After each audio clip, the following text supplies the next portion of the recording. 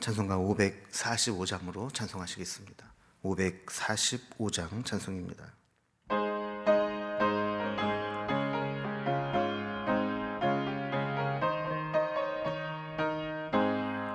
이 눈에 아무 증거 아니 배여도 믿음만을 가지고서 늘 걸으며 이 귀에 아무 소리 아니 들려도 하나님의 약속 위에 서리라. 걸어가세 믿음 위에 서서 나가세 나가세 의심 버리고 걸어가세 믿음 위에 서서 눈과 귀에 아무 증거 없어도 이 눈이 보기에는 어떠하든지 이미 얻은 증거대로 늘 믿으며 이 맘에 의심 없이 살아갈 때에 우리 소원 주 안에서 이루리.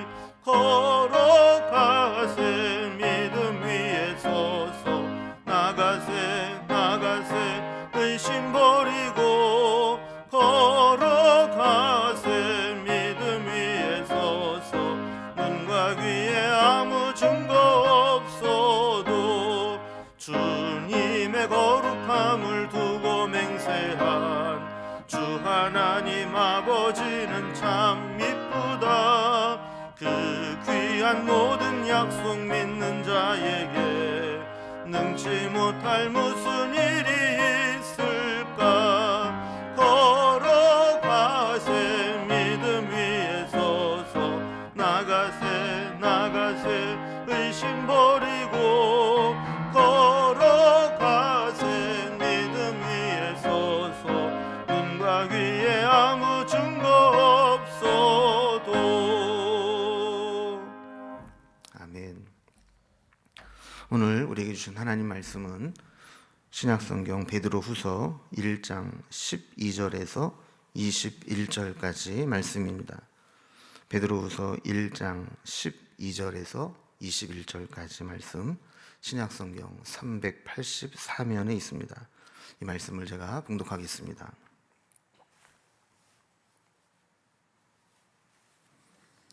그러므로 너희가 이것을 알고 이미 있는 진리에 서 있으나 내가 항상 너희에게 생각나게 하려 하노라.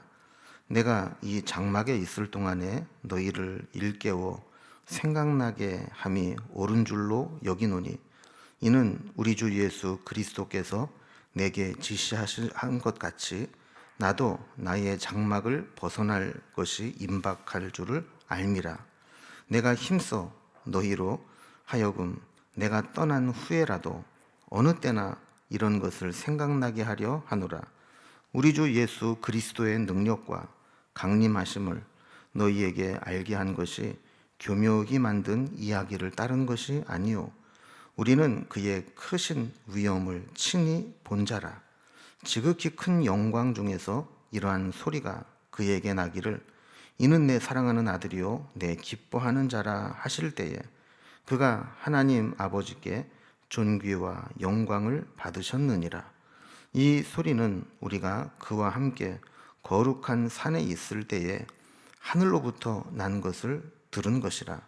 또 우리에게는 더 확실한 예언이 있어 어두운 데를 비추는 등불과 같으니 날이 새어 샛별이 우리 마음에 떠오르기까지 너희가 이것을 주의하는 것이 옳으니라. 먼저 할 것은 성경의 모든 예언은 사사로이 풀 것이 아니니 예언은 언제든지 사람의 뜻으로 낸 것이 아니요 오직 성령의 감동하심을 받은 사람들이 하나님께 받아서 말한 것임이라. 아멘. 우리가 어제는 우리 신앙의 기초는 믿음이다. 그리고 믿음을 근거로 해서 하나님을 닮아가는 신성한 성품에 참여해야 된다. 이런 말씀들을 살펴보았습니다. 그러면서 믿음은 말씀에서 시작되는 것이다 라는 것으로 이어지게 됩니다. 우리 믿음의 기초는 말씀에 있죠.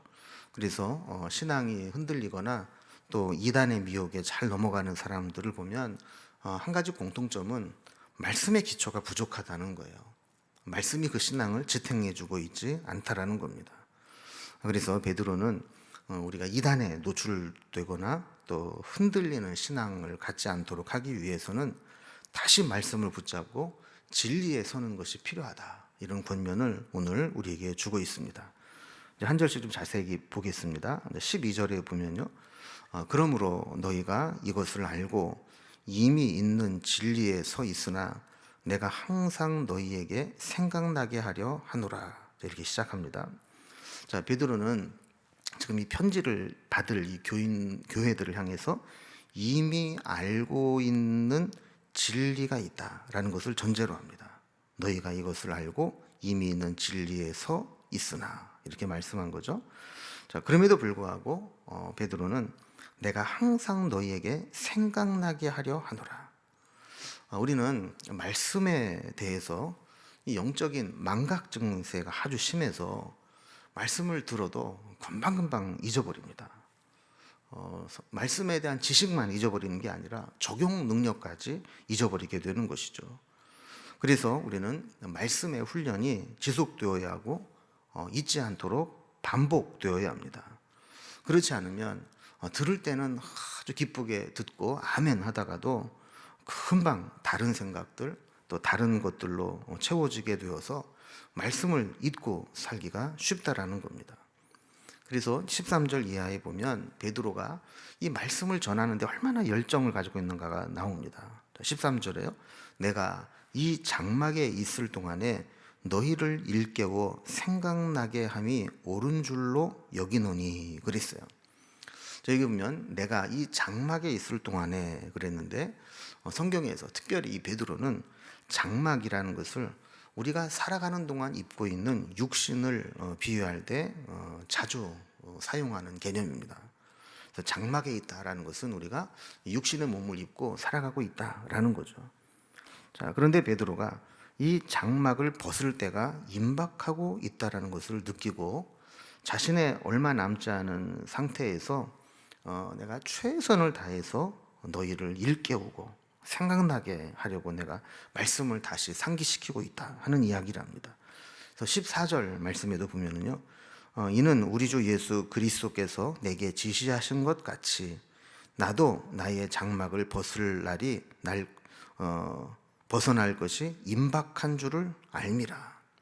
그러니까 이미 주님께서 베드로에게 어떤 지시하셨다는 거예요. 어떤 사인을 주셨다는 거죠. 어떤 사인이냐?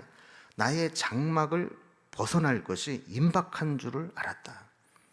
베드로가 이 베드로 후서를 쓸 당시에 나이가 많아서 이제 곧 죽을 것 같다, 이런 걸 느꼈는지, 아니면 실제로 이 베드로가 네로의 핍박을 받을 때, 네로의 박해가 있을 때 순교한 것으로 알려져 있는데, 그 상황을 보면서 주님으로부터 너는 이 박해를 끝까지 보지 못할 거야, 결국 순교할 거야, 이런 이제 사인을 받았는지는 모르지만 어쨌든 베드로가 한 가지 분명히 알고 있는 것은 이제 이 장막을 벗을 것이 임박했다, 곧 죽을 날이 얼마 안 남았다라는 것을 깨달았다라는 겁니다.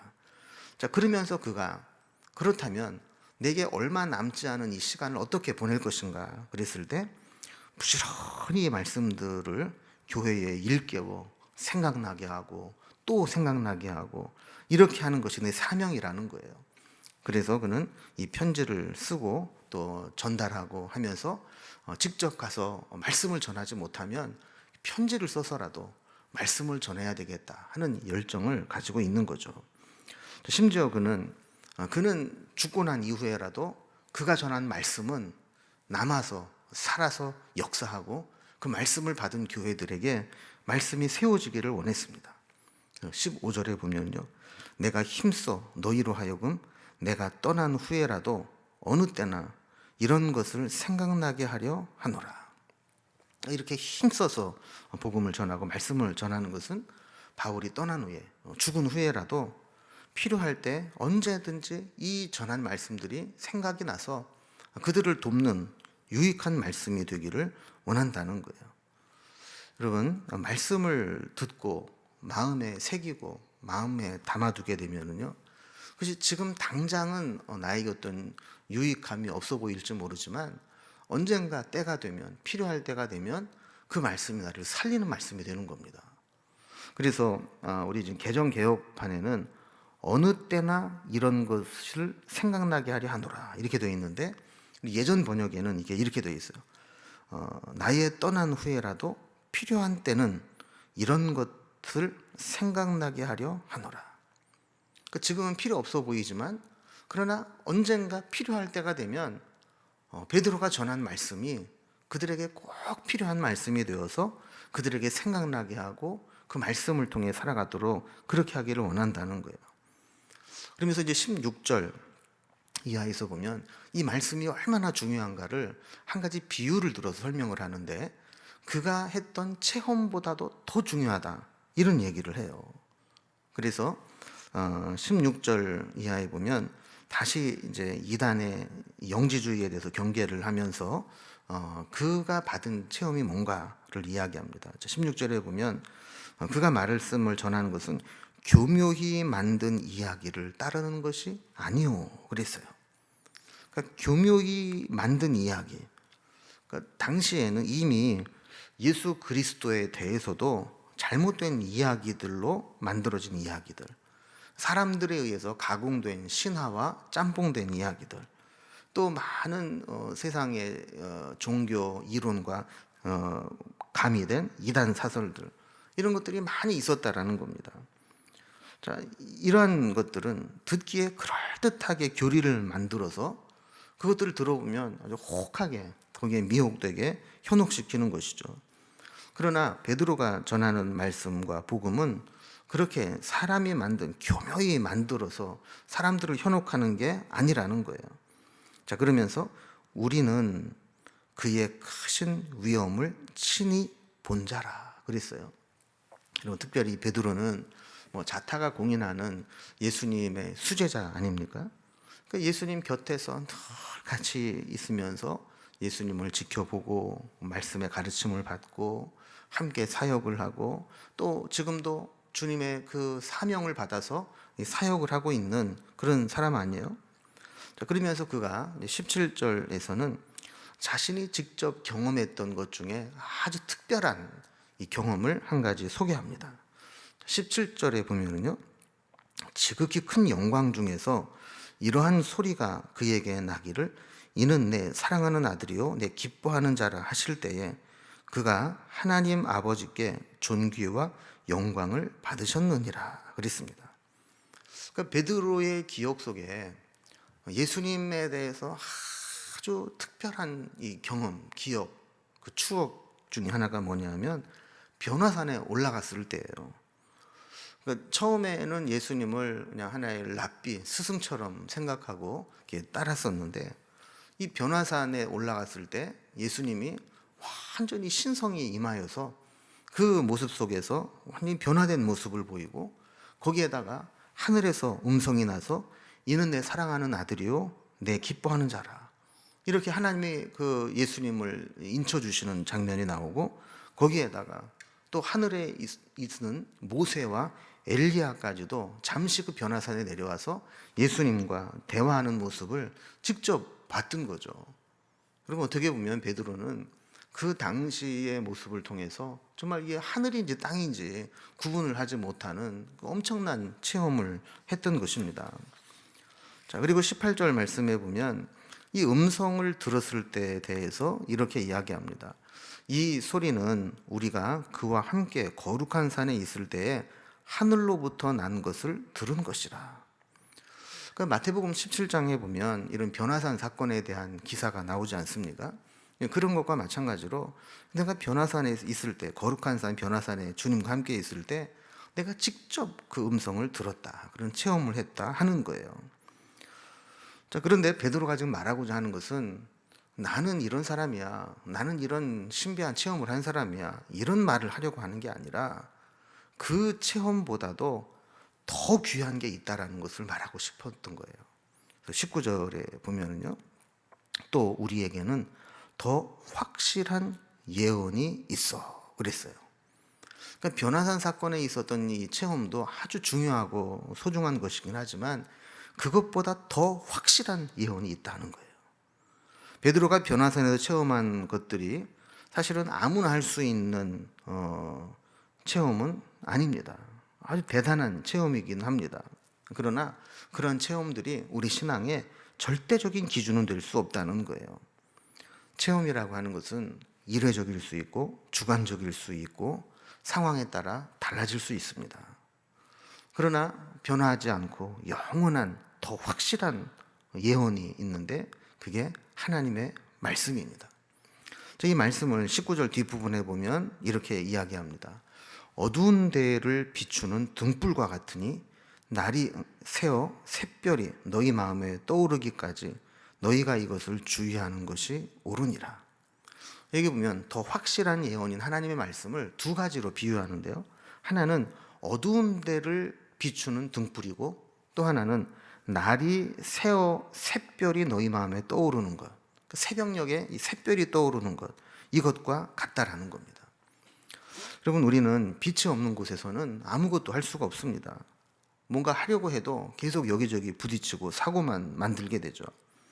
그런데 빛이 있으면 그 등불이든 새벽별이 떠서 날이 동이 터오든 공통점은 어두웠을 때 아무것도 못했던 우리들에게 빛이 비추어지면서 진리를 깨닫게 되어진다라는 겁니다.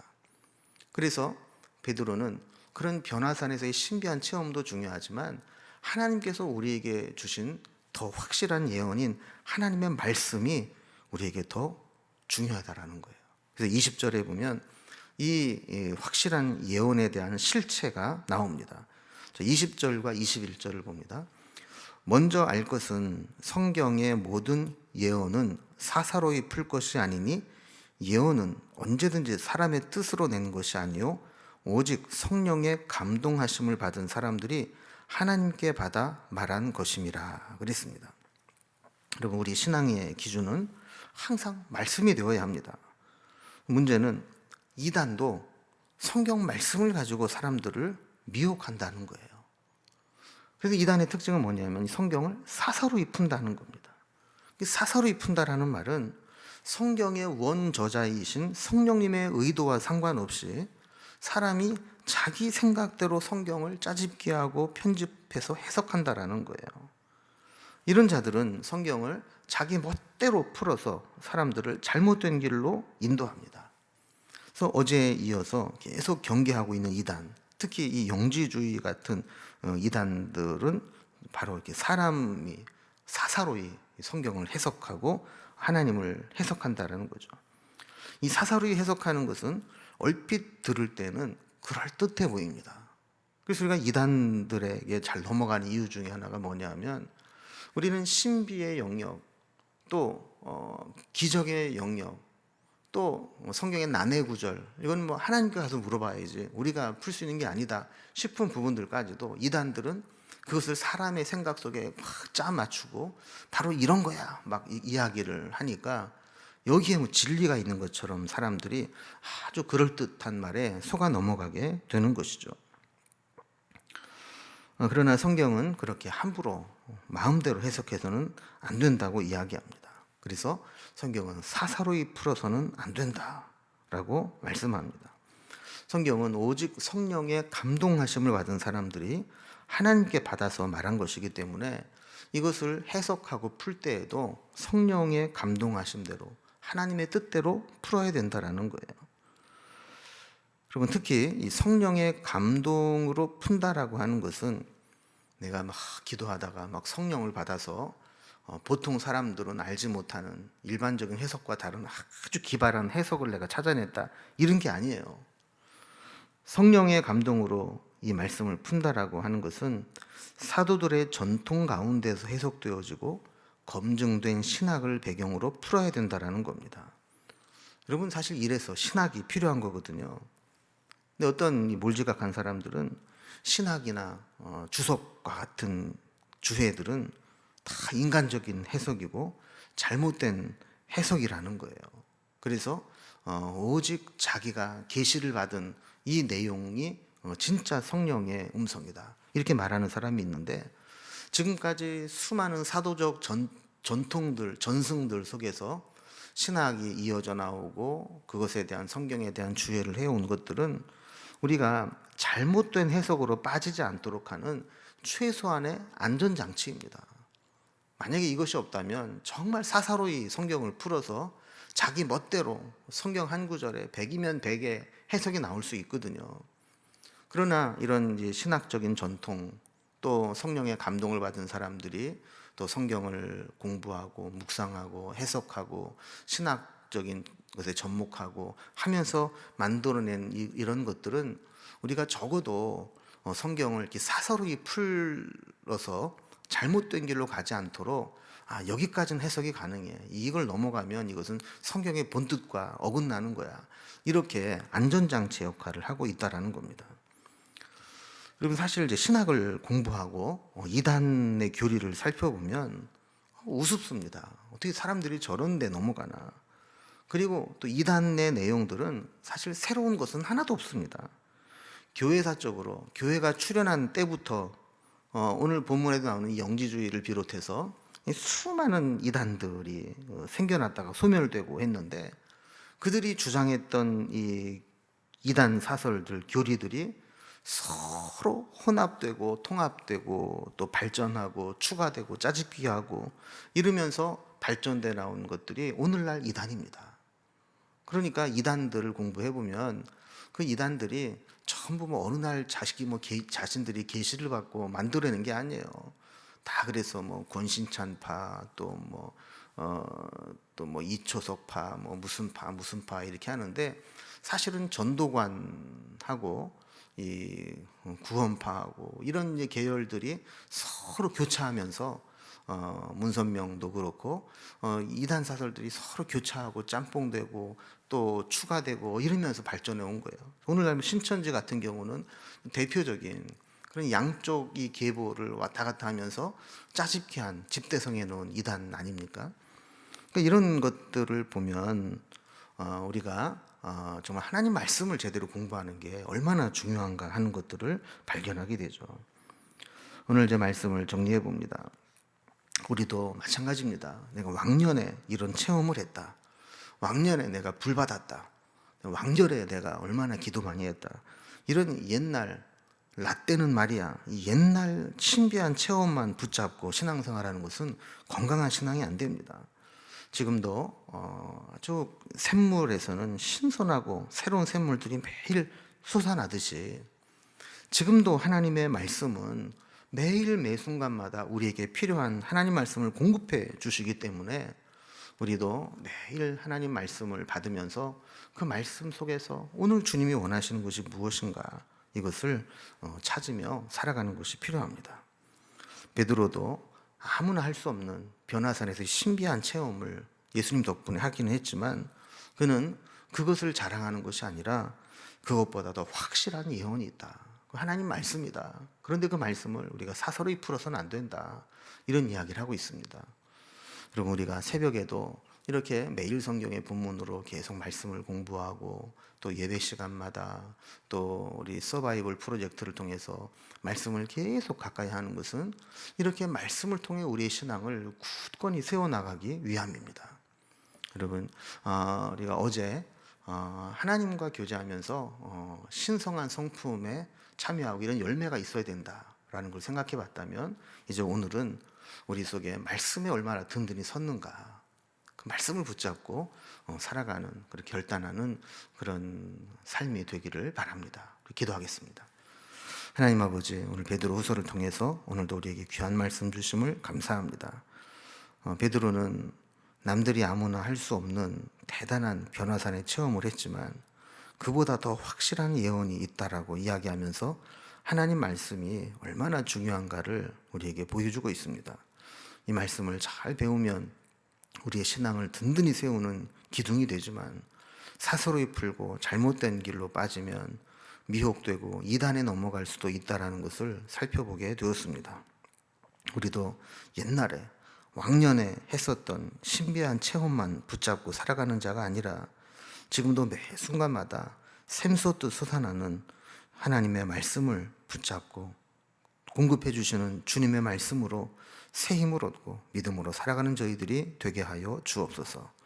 어쩌든지 우리는 우리에게 주어진 상황 가운데 온라인으로 모이든 오프라인으로 모이든 하나님 말씀을 가까이 하고자 서바이벌 프로젝트를 시작하고 말씀 가운데 다가가기를 원하오니 말씀을 대할 때마다 성령께서 깨닫게 하시고 깨달은 말씀으로 우리의 심령이 든든히 세워질 수 있도록 인도해 주옵소서. 오늘도 기도할 제목들을 가지고 엎드려 기도할 때 하나님께서 우리의 모든 삶을 지켜주시고 은혜 가운데 이끌어 주시며 연말에 특별히 기도할 때 금년에 기도하며 시작했던 모든 것들이 귀하게 응답받고 열매 맺게 하시고 또한 아직 응답받지 못한 제목이 있다면 다시 힘을 내어 내년도에 더욱더 열심히 기도하며 응답받는 삶을 살게 하여 주옵소서. 오늘도 함께 하신 주님께 감사드리며 예수님의 이름으로 기도드리옵나이다. 아멘. 오늘도 각자 기도의 제목들로 주님 앞에 나아가겠습니다.